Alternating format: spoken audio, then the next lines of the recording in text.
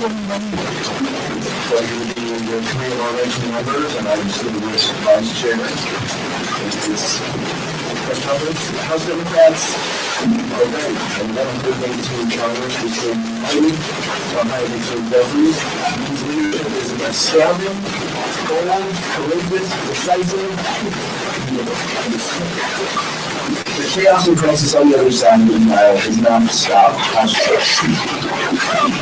After catering to demands from the Street Free Conference, Speaker McCarthy has a secret 3-page list of promises that can prevent his Congress from getting heavily close to his Congress, including rather than to his country. Rather than trying to find common ground, House Republicans have chosen a path of division and investing in single concrete proposals by the Republican leadership that will lower costs for everyday Americans. Instead, they ratchet up their attacks on reproductive rights, against voting rights legislation, and gun pipeline will be late. When we're ready to be serious about the most pressing issues that facing this country, House Democrats stand ready to work with them to the way. Until then, we're going to continue to call out the extremism each and every step of the way. Thank you, Chairman Aguilar, and good morning.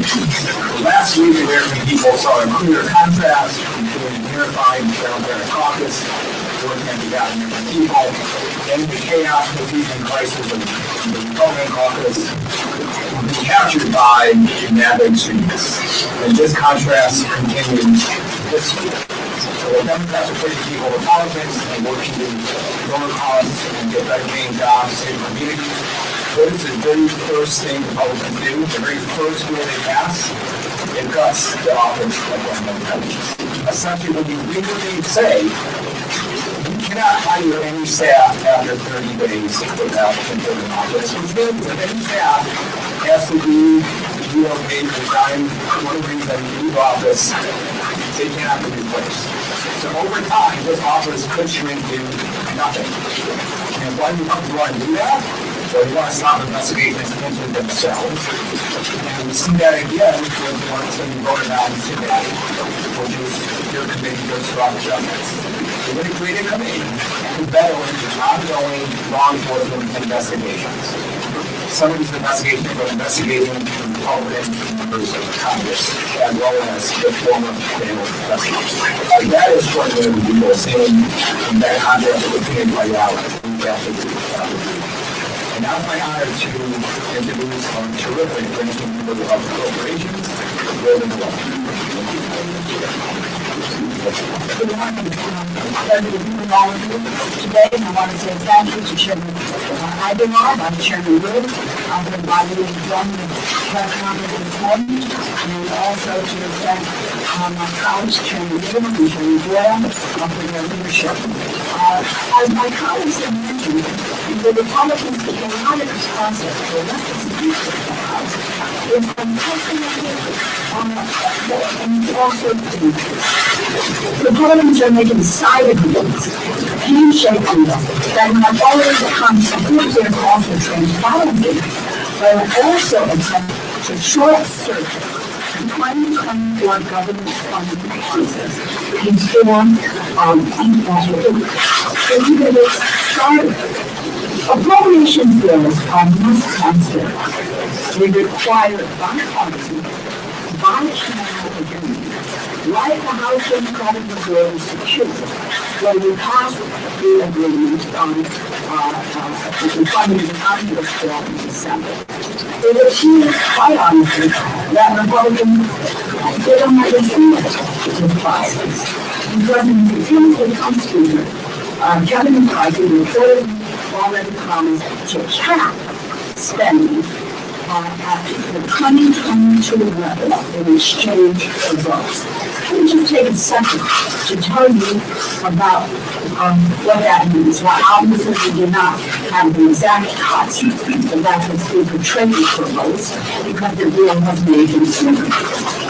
But there's a discussion that the cut in 2023 would apply to all discretionary spending, defense and non-defense. That's at least $130 billion cut to all discretionary spending. That's about 8%.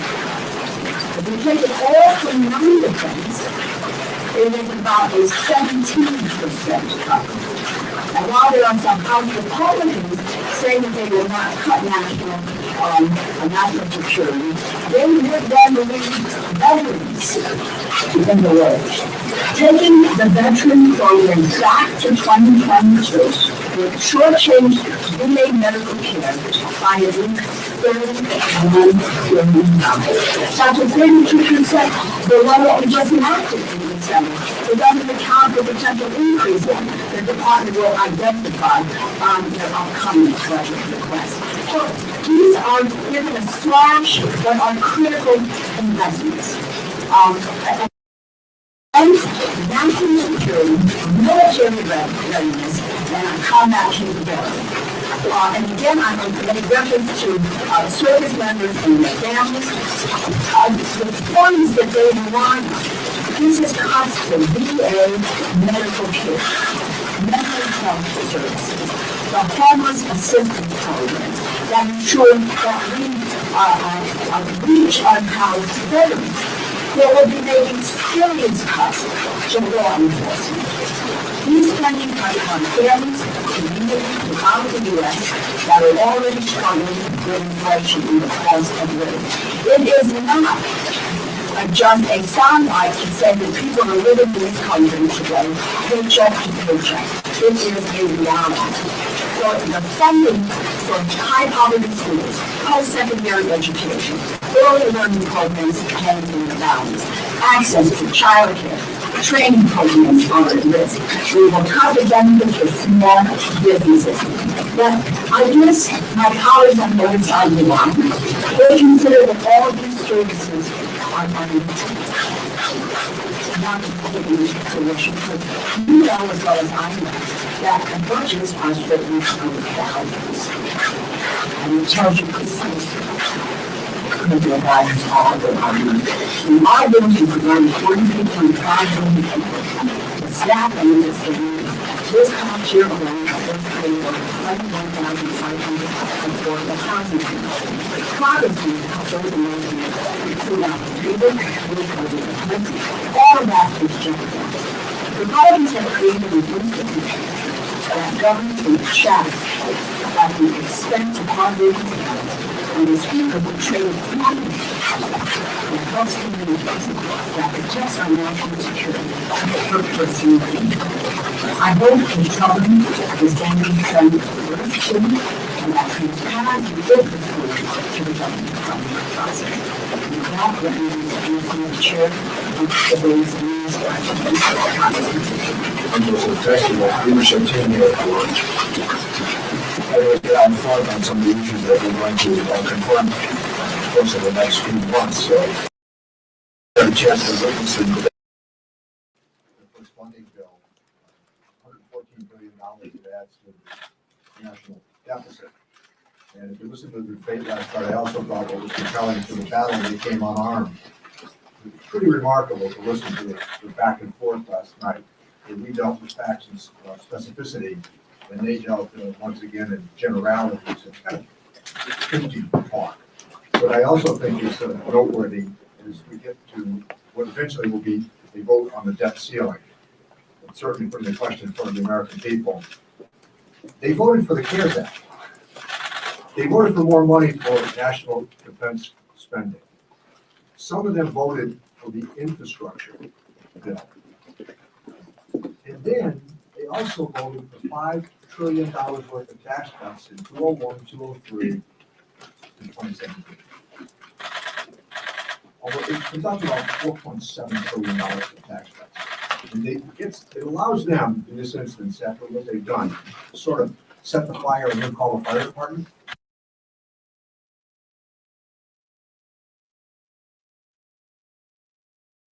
Debate and discussion, but it's going to bring us to the precipice. Us to have a full throttle debate over the role of Social Security and Medicare in our lives. I'm looking forward to that. It's really important to remember, as I've just described it, where the tax cuts were, where the spending increases came from, and then how we intend to defend Social Security and Medicare and do the responsible thing and raise the debt ceiling. The debt ceiling shouldn't be held hostage to this sort of conversation, particularly when you participated in increased spending, which, by the way, was all valid. All valid. The CARES Act.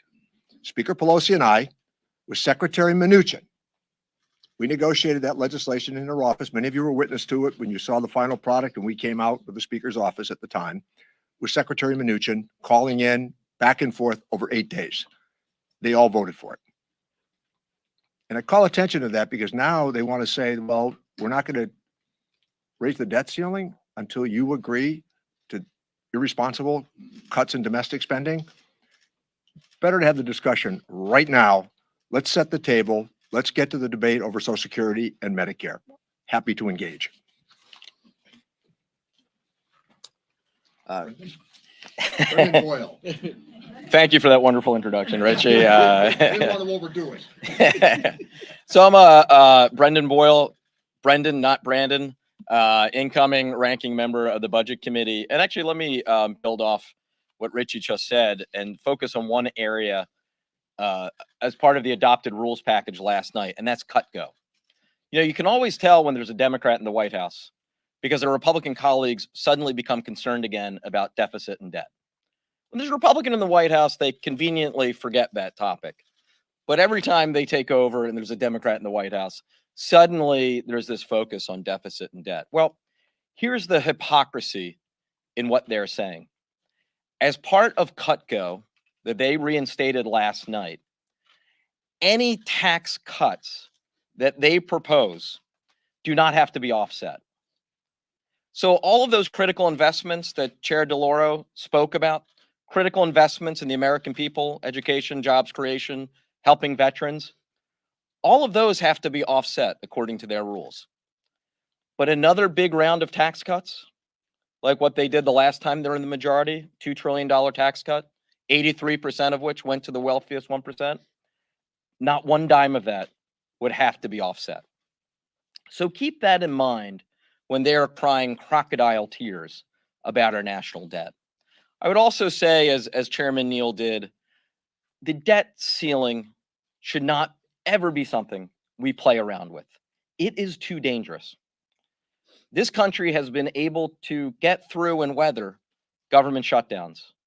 We would not be able to weather a compromise on the full faith and credit of the United States. It would cripple not only the US economy, but the world economy. This caucus has the responsible position not to play politics with this. The other side has been threatening repeatedly, as recently as last night, to refuse to raise the debt ceiling because they're so hell-bent on cutting Social Security, Medicare, and Medicaid. We won't let them get away with it. And now it's my pleasure to bring back our chairman, Pete Aguilar. Thanks, Brendan. Questions? Chairman Aguilar, Agent Ideas with CBS News. Should the discovery of President Biden's classified documents been disclosed before the midterms? Well, let's step back and talk about this for a minute because, and I appreciate the question. This is Republican hypocrisy at its finest. When the former president had 320 documents found at his personal residence, they said that, quote, that will not be a priority. What President Biden did was disclose this to the archives, let law enforcement know. That is exactly the way that you should handle this. So we're going to support the fact that the president is following this established protocol, that he did the right thing, and see what other and see where we go from here. But we're not interested. Republicans aren't interested in having meaningful oversight. They're just interested in opposing this president. Go ahead. What do you say to critics who argue these documents were discovered November 2nd, midterms were November 8th, and they could have been withheld to avoid potential damage against Democrats before the midterms? This was done in consultation. You saw Merrick Garland have a U.S. attorney weigh in at this point. This is being done the exact way, getting the archives involved. Someone who was on the January 6th committee, there is a process to handling documents. The president is handling it the way he should.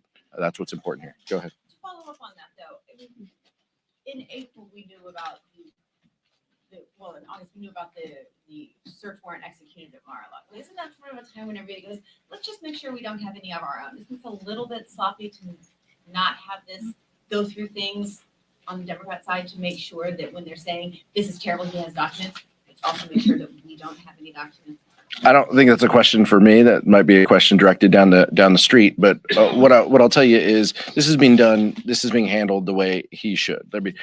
This is not about August. This is about today. Where we are at. The president is handling this the way that he should. He's disclosing it. He's letting the archives know. Law enforcement is aware. We're handling this with the seriousness at which it deserves, but we're not downplaying this, which is exactly what House Republicans have done. Did you have something, Richard? No, just to say the Justice Department has the issue. Yeah.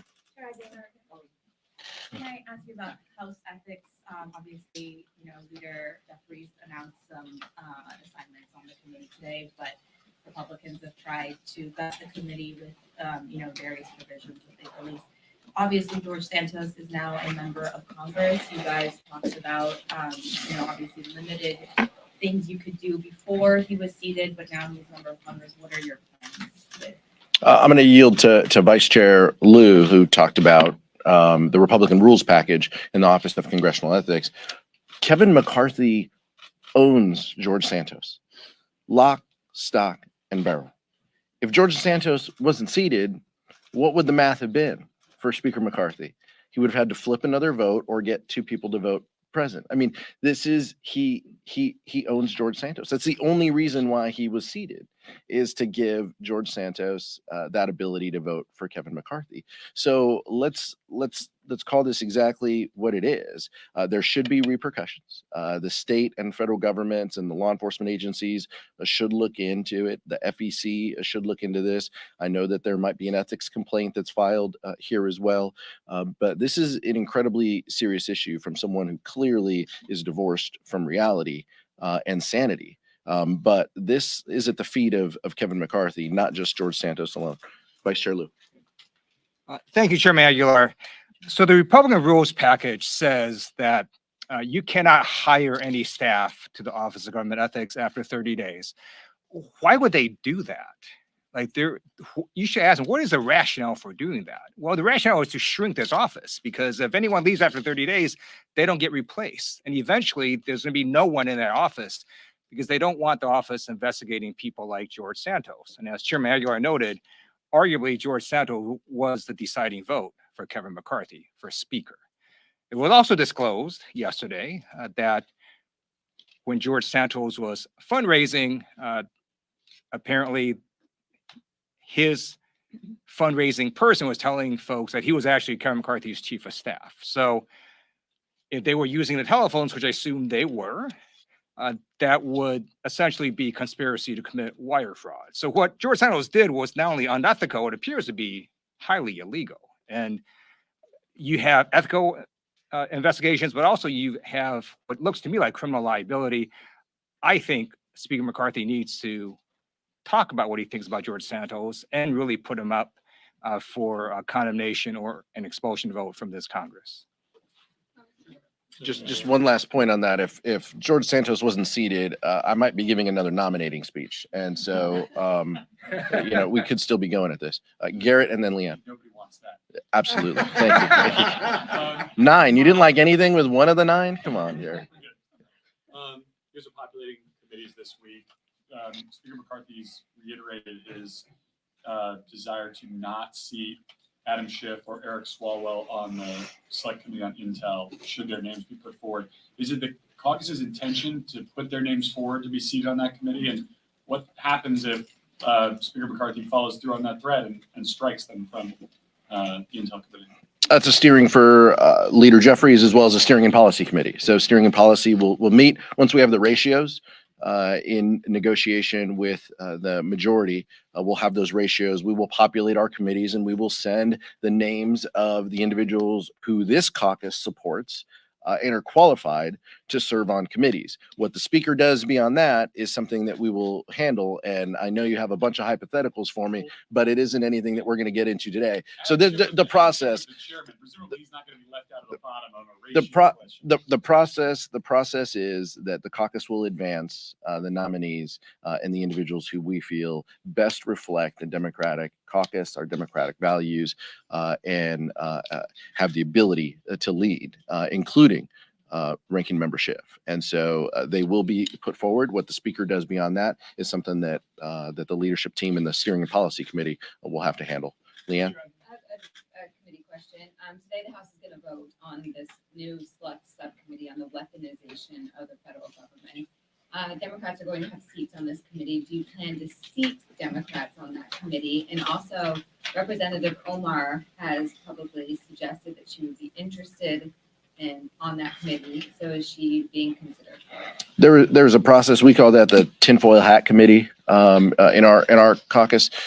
There's a process by which members will raise their hands and let leadership know what they're interested in.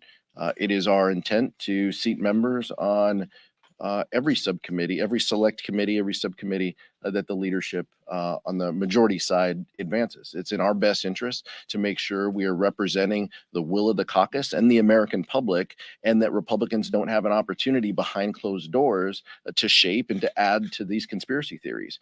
That is not in the interest of the American public. And by the way, none of these issues that they are advancing have anything to do with lowering costs that Americans are facing. This is all about campaign promises and a secret 3-page document that none of us have seen that was the path for Kevin McCarthy to become speaker. And so we're going to continue to do the business of the people each and every step of the way. Let's go over here. For Chairwoman DeLauro, Caitlin Politico, how do you plan to appropriate around this handshake agreement to set spending levels at fiscal 2022 levels? I mean, presumably, at the very least, we'll need a CR, maybe at fiscal 23 levels. So how do you plan to actually get this, fund the government, get this done, avoid a possible shutdown and work around what McCarthy's promised? Well, I think that my point is that you cannot pass appropriations bills without them being both bipartisan and bicameral. So and the president will not sign. So I think this notion that you can deal with 2022 levels, if that appears to have been part of this secret deal, that you then may be looking at guaranteeing a shutdown. We will operate in the way that we have, bill by bill, with the issues that are important to us. I tend to, you don't want to work. I think it's very interesting to note that in a divided government, last December, you may recall, we passed an omnibus bill, a bipartisan omnibus bill. 9 Republican votes in the House, and I think close to 19, somewhere around that, in the Senate. So we were able to govern. The issue is going to be is whether or not the Republican majority can govern. But we are going to, as I say, we will work together, we will cooperate, but we are not backing off the critical investments that have been made, that will continue to be made, because someone traded away the well-being of the American public and our national security for personal gain, for a vote. No way to run a government and no way to govern. Hold on. I'm gonna ask Chairman Neal and Ranking Member Boyle as well to comment on this, because I think it is so important that we do talk about what that document is laying the groundwork. It's laying the groundwork toward dysfunction, default, and potential government shutdowns that none of us want. Ranking Member Neal. Sure. Thanks, Pete. Just one quick observation for those of you who've had some institutional memory here. You really believe that Republicans are going to embrace a government shutdown? How have the politics of that situation worked out for them in the past, dating back to Clinton Gingrich? If there's one thing that the people that have been on that side for a long time remember, they have lost every showdown over shutting down the government. Believe me, they are not going to shut down the government for sure.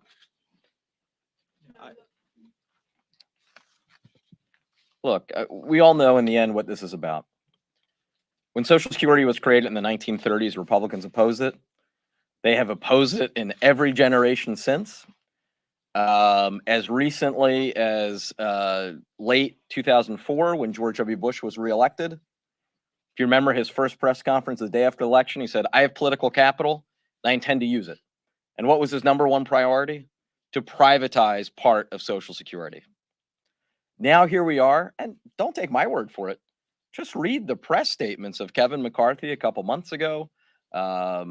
Every single one of the Republicans who was running to be my counterpart on Budget Committee as chair, they were all saying they intend to use the debt ceiling as leverage to win cuts to Social Security, Medicare, and Medicaid.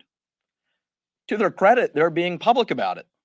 Now, I've worked on this issue my entire time here in Congress, working to attempt to depoliticize this bomb to our economy and the worldwide economy. I'm so proud of this caucus, not just House Democrats, but working with the White House as well. We are firmly united on this.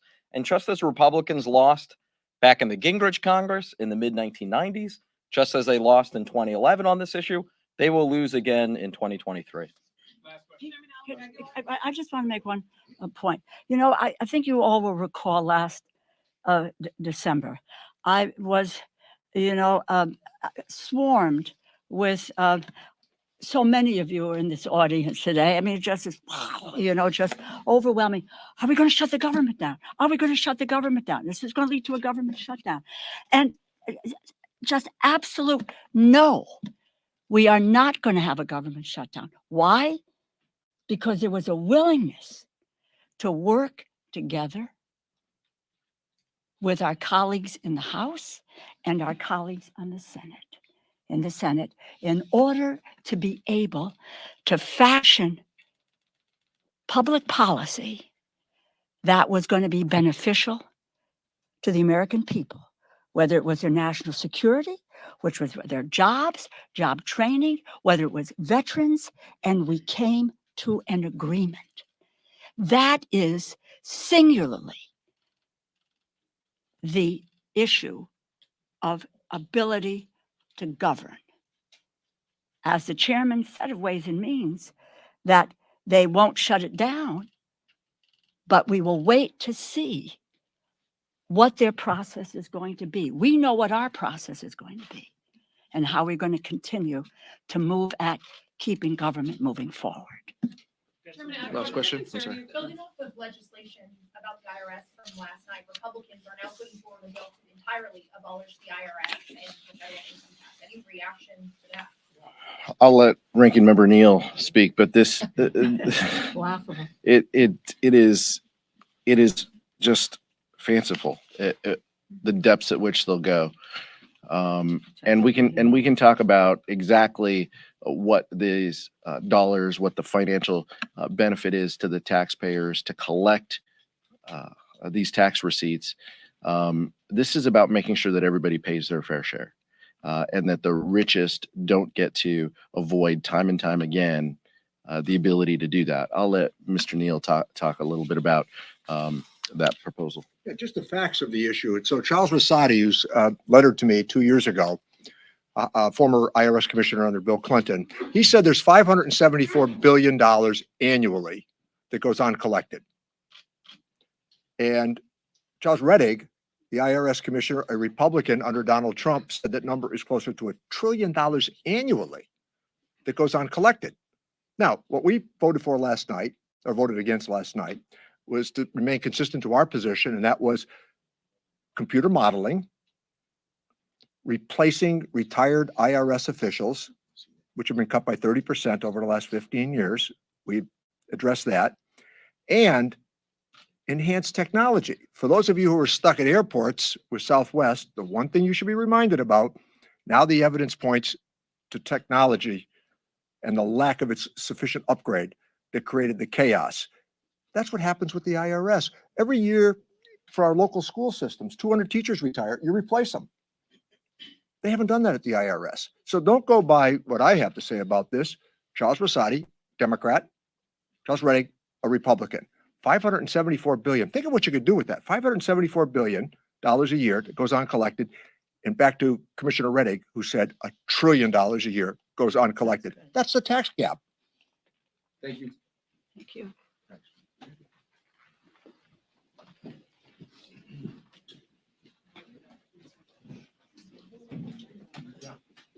Oh, yeah.